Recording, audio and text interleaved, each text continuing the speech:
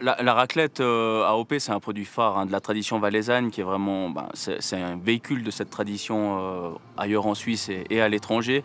Et au début, on avait l'électroclette, c'était, raclette et musique électronique, un événement qui marchait très, très bien. Et puis dans l'équipe du Palp, on est plutôt rock, alors on s'est dit qu'il fallait aussi un nouveau pendant, avec le fromage, et c'était la raclette. Et maintenant, c'est vraiment des projets phares du festival qui est en train de se développer, et on voit qu'il y a vraiment un engouement populaire autour de ça, et on est très content de partir sur cette option.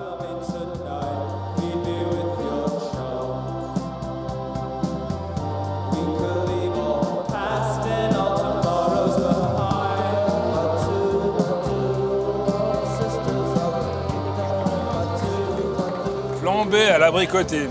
On aura tout vu, putain.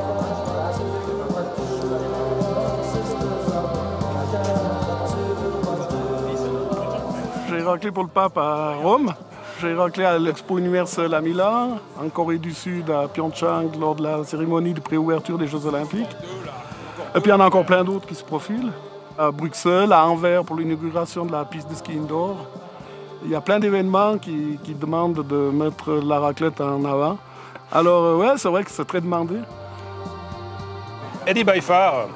Alors Eddie Baifar, ce serait très court de dire que c'est l'ambassadeur de la raclette. Parce que c'est lui qui va t'expliquer, tu vois, de la fleur, de l'herbe à l'assiette. Et pour moi, il n'y en a qu'un qui peut faire ça. L'ambassadeur, c'est facile. Moi, je suis un ambassadeur. Je te vends cette raclette dans le monde entier. Mais lui, il m'a scié le jour, il a pu me décrire le goût des raclettes en fonction de l'exposition au soleil, en fonction de la présence d'une fleur, en fonction du moment de la saison où tu as fait manger à ta vache du fromage. Qui veut une raclette?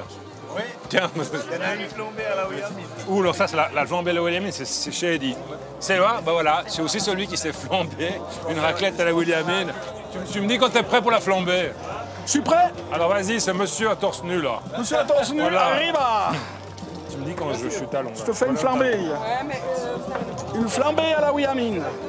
Alors le secret de la flambée à la Williamine, c'est qu'il ne faut pas trop mettre de Williamine, autrement t'as plus le goût du fromage. Ah ouais, il va faire avec.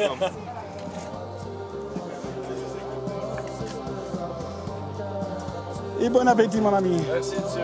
Moi j'ai deux brebis. Moi j'aime lors de ces événements comme le festival Raclette, faire goûter aux gens la différence avec un fromage du Gonzer 55 ou autre, et un bagne. Il peut voir les différences, les gens apprécient. Il y a des fromages qui sont plus affinés, qui sont plus florales d'un côté ou de l'autre. Et après, ils choisissent ce qu'ils ont préféré. Moi, j'aime bien mettre sous le four 6-7 fromages différents.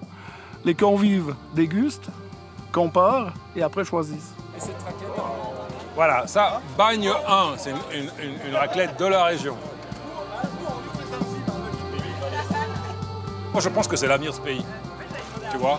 Parce que ce pays, pendant trop longtemps, on a séparé l'innovation de la tradition. Et c'était quelque chose de faux. Je pense que là, on est dans un mélange de générations.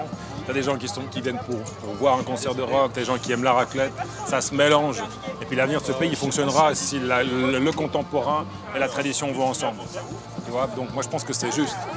J'apprécie ça parce que pour moi, c'est une image de la Suisse à l'étranger qui est relativement diversifiée. Tu vois. Il n'y a pas deux Suisses séparés. Comme une raclette, elles vont ensemble. Le raclette, l'envergure que ça a pris, ça a commencé tout petit, c'est devenu très populaire. Ça intéresse les jeunes générations, les moyennes et les vieilles générations. J'ai interrogé une dame un jour qui mangeait la raclette, qui écoutait la musique. J'ai dit, mais elle avait passé 70 ans, cette personne. Je lui ai dit, mais vous aimez comme ça la raclette? Elle me dit, mais j'aime pas rien que la raclette, j'aime la musique.